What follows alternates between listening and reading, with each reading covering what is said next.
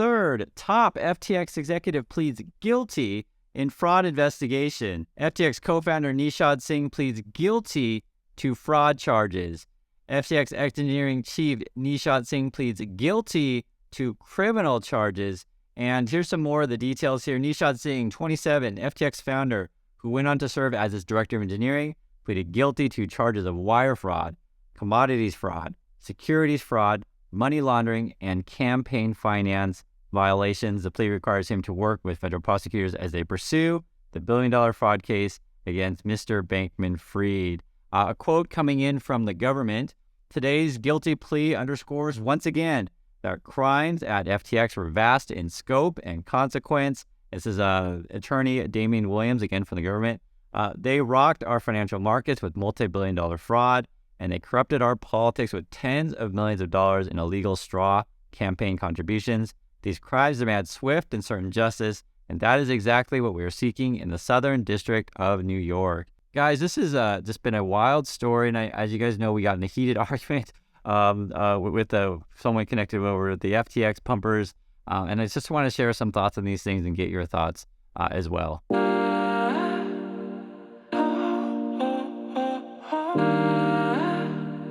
So Singh, it looks like he's facing a maximum of about 75 years, and the basic gist of it is they're accusing him of cooking the books. The language that they use is here. It says, in the plea agreement, authorities said Mr. Singh had knowledge of or participated in an effort to, quote, artificially inflate FTX's revenue, and also we have provide false or misleading information to auditors and regulators. And this is kind of crazy because not only do you have Singh, which is the third executive of FTX, coming out and pleading guilty, you also have a story that just broke about Binance.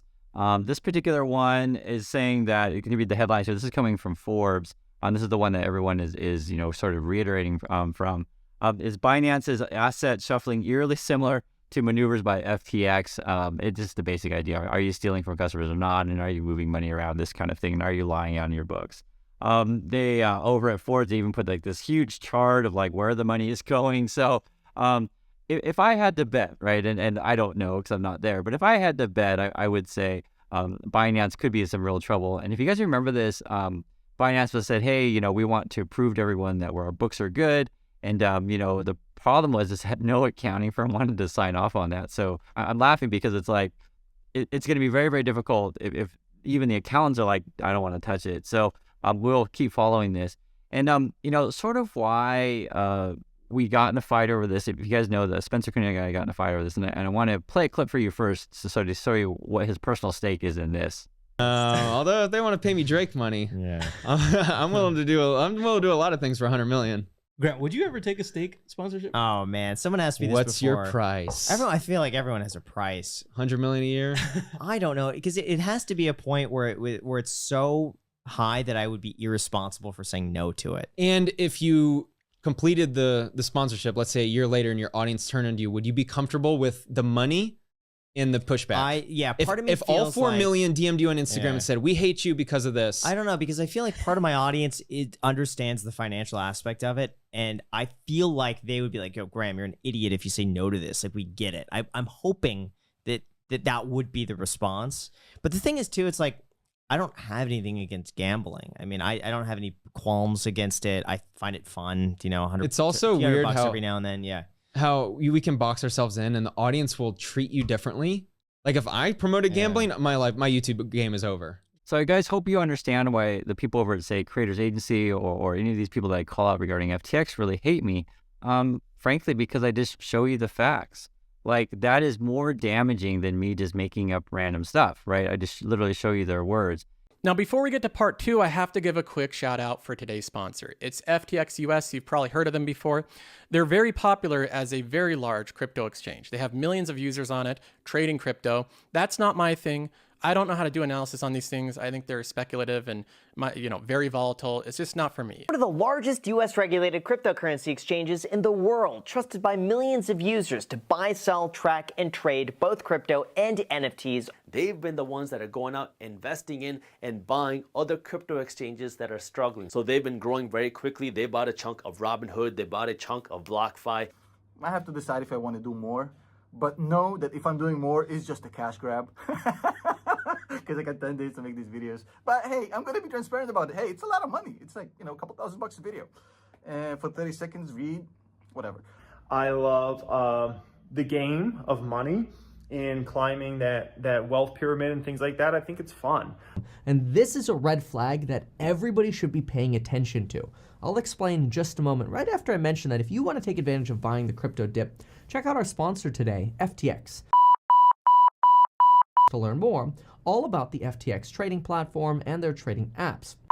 Their defense has been, well, anyone would take the money, right? If you're offered a whole bunch of money to promote FTX, you would take the money too.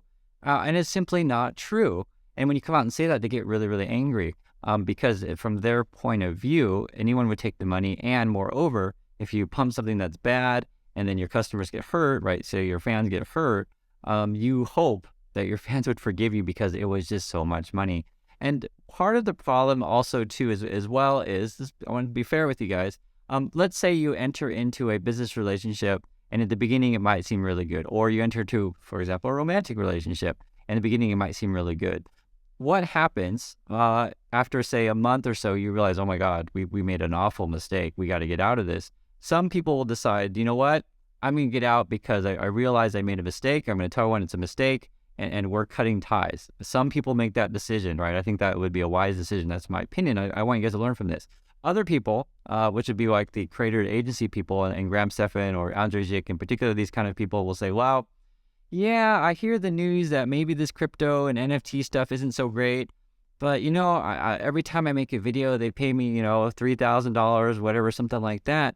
And I like that money. And this is sort of why I was calling this stuff out all last year, because it became increasingly obvious that not only all these people were working together to pump, which was something really, really bad and frankly dangerous, they became increasingly more guilty, even though more and more bad news came out regarding all of these crypto exchanges. I hope this stuff is really, really clear. That's why I'm laying it out for you. I want to guys show you some more. Part of the problem is, like, if you take a look at this, these are, you know, the earlier website, because they've changed their website around, but you know, these are like all the big finance creators. A lot of these people were promoting FTX. Moreover, which you may not know, and I've showed this one before, I'm just showing you guys again. They're connected to like another agency kind of thing. There's Graham's picture right there. And there's a couple people that want to point out there's Erica Kohlberg there, and there's this Nusser Yassin. He was part of like, he did like sort of like documentary kind of stuff telling you everyone that, you know, both Binance and CZ are really good, and SBF is the most honest and awesome guy in the whole world. And the problem with all of the stuff is that there was so much money flying around, and if you keep friends that all just take the money no matter what, then you think that's normal. But I just want to share with you guys, it's not normal. This is not a normal thing. And so this is sort of, you know, when we talk about, say, the guilty plea of the FTX executive, you know, they were all hanging out together thinking, oh, well, it's normal to like move, you know, billions of dollars here and there. Because, you know, we can, and no one's going to know. And all you have to do is just change the number on the books and no one's going to find out. Like, this is sort of when it becomes very, very damaging. And I'm just telling you guys, when, you know, people like myself, or you can talk about CoffeeZilla as well, you know, months ahead, we're saying, hey, this looks like a scam. This smells like a scam. And so one of the things that I always want you guys to be doing in your life, because I don't want to just dwell on, you know, these people are bad, these people are bad. I want you to also be thinking about, how can you avoid said situations? And this is sort of why I've been warning people about this stuff for such a long time. But, you know, the end of the day is like, if something is too good to be true, it often is. That is one. And also, too, if someone, this is very real, if someone is writing you rather large checks, and also, too, you know, your justification is, well, I'm taking large check because other people are taking large check, that's not a great, you know, thing. I'll give you an example. There was a guy, Joseph Carlson, who's a YouTuber. You guys probably know who this is. And true story. He would say, hey, you know, FTX is really good because like Tom Brady is taking FTX money. But just like, think how dumb that sounds. I mean, or just be really honest. Think how dumb that sounds. Okay, so, you know, these people posing as, you know, financial people saying, hey, I'm recommending this platform because an athlete thinks it's good. Like, they just understand how dumb that sounds. But this is kind of the culture that it's in, is that people look for ways to take the money. One of the things that I really emphasize with you guys in business relationships in your life and these kind of things, and this is for any decision, you know, be it buy any kind of major purchase in any major financial transaction is take the risk seriously, and also to look for reasons why you shouldn't do said things. I've talked to this many times, and one of the things that you always want to be doing is protecting yourself, right? And part of the problem with a lot of these people is if they were completely blinded by the money, and that just shows how greedy they are. There's another example. There was a Tom Nash guy. I gotta show you guys this here. I laugh. So I got hacked and it was absolutely awful. And it happened on the Christmas. The hackers have my main Gmail account and one of my YouTube channels. Eventually, they also got. And the basic gist of it is that there's these hacker people that were taking advantage of his greed. Because this is, I'm telling you guys, I do YouTube all the time. You get emails, and people offer you things quite a bit. And in this particular example, for the one of Tom Nash, it was some sort of, VPN thing or something like that. And there was an attachment to the email. And the gist of it is like they knew, Tom Nash is a greedy person, and say, hey, if you want a really, really good sponsorship deal, click on this, a self-extracting file. And so he's like, oh, okay, I'll click on that file because, he's greedy. And then after that, he got his whole YouTube channel deleted, etc. The reason why I'm using, the multiple examples of all this stuff together is because if you want to avoid these kind of pitfalls in your life, and if you do not want to end up down the road of, like, say, Nishad Singh pleading guilty, or Wallen pleaded guilty, or Ellison pleaded guilty, and most likely, well, who knows? I can't predict what Sam Bankman-Fried's going to do. You need to sort of say, okay, I've seen what other people what's tripped them up, and I'm going to learn from their mistakes. Because these kind of mistakes, this can basically ruin your life. These kind of mistakes that we're talking about today. And so that's why you want to learn from other people's mistakes. You want to, you don't want to have to go through this yourself, because sometimes they say, oh, well, you don't learn until you make a mistake. That's not true. You can learn from other people's mistakes. I'll give you an example, guys. Like, I talk about all the time, I lived through the dot-com bubble. I lived through the 08-09 crash. And I always talk about movies on this channel because there's something special about a movie to where, like, they give you a really deep insight of, like, thinking of someone. And I always mention the movie Margin Call. It's probably one of my favorite movies because it shows you that, some people, they will lie to their friends for money. It's a real thing. And other people like to say, they like to look at, like a Michael Burry movie, and they'll say, oh, look how Michael Burry knew everything and everyone's laughing at him, this kind of stuff. And yeah, that's what it's like sometimes when you go against the grain, when all your friends are saying, oh, you're crazy. Housing market would never crash. You're crazy, Michael Burry, right? Just understand how that feels. Or, for example, this was just last year, and I'm telling everybody, hey guys, looks like FTX is bad. It looks like everyone is pumping up a bad product. And I knew as well, because it was all over the news, but people just decided to look away. Sam Bankman-Fried was, purposely buying off politicians from both sides, right, Republicans and Democrats, and really trying to get his legislation through, because the basic gist of it, you understand this whole thing, it was about leverage. It was also about getting more leverage into crypto and making it more easier for retail investors to do options on crypto and futures contracts, these kind of things. The other thing, too, that was sort of a big red flag for me, because oftentimes people ask, how did you know these kind of things?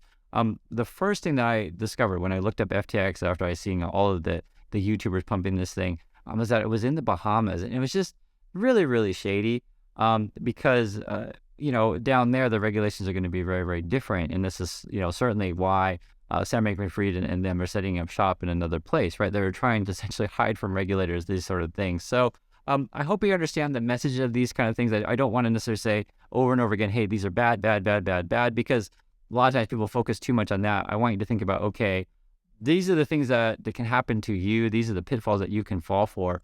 Don't fall for it. Learn from other people's mistakes. So hopefully this is useful and helpful for you. I do appreciate you guys' your time, and I'll catch you in the next video.